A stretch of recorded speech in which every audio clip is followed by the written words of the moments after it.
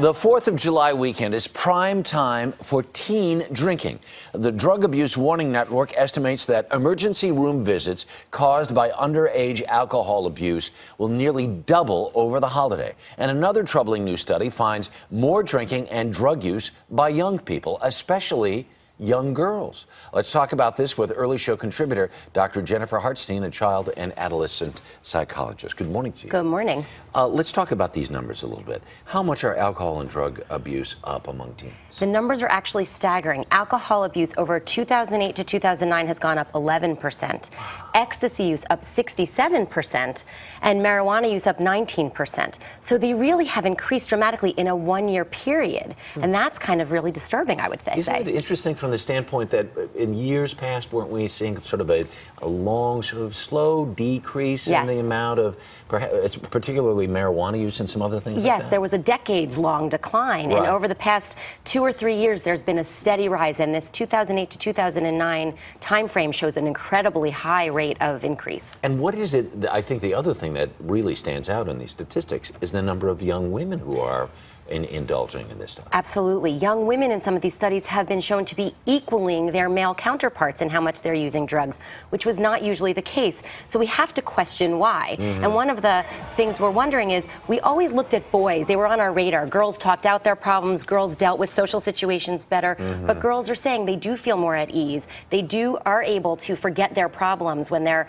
drinking and using drugs. They feel more comfortable at parties to interact with their friends, similarly to boys have in the past. Wow, we have had this conversation so many times before, and one of the things that keeps being brought up is the idea you have to constantly communicate with your kids and eat dinner with them and all these other kinds of things to keep the lines of communication open. At some point, your child is going to say, so what did you do? Of course. And so what in your case, what are you going to do when somebody asks you that question? You can't lie. Your instinct is going to want to be to deny, deny, deny. And the fact is, your kids might see you having a beer or having a glass of wine, so they know that's not accurate. So you want to tell just enough to explain that you've tried things, and enough to give information about why they might not want to try things, how you might have gotten in trouble, and educate them on how to make good choices. Do you know how phony that sounds, though, to a teenager if you're sitting there and you say, well, you know what? I tried beer when I was 16 years old, and it was a bad experience. And then the kid is going to say, and they may still say, great, but I'm going to do it anyway. And you want to say to them, look, I got really plastered at this party and got really sick. It was a horrible experience.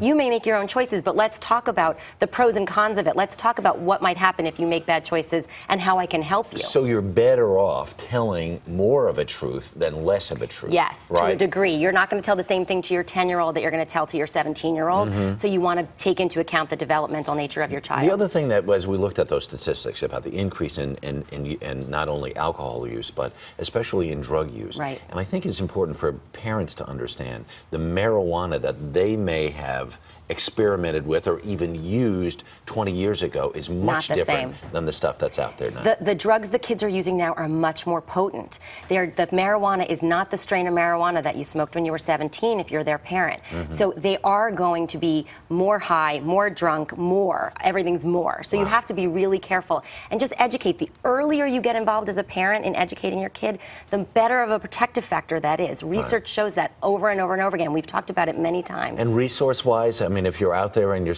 if you're recognizing things that you just are making you nuts, what should you be doing? If you're just flummoxed, there's great places to look at on the web, and two really great sites are the antidrug.com and also drugfree.org, and they have great parent resources. And SAMHSA, which is a governmental body, has lots of resources too, so you can look at all those. I think we're going to post those on the website too. They're right up on the screen. There you go. All right, Dr. Jennifer Hartstein, thank you so much. Thanks. A lot happens early on The Early Show, weekday mornings on CBS.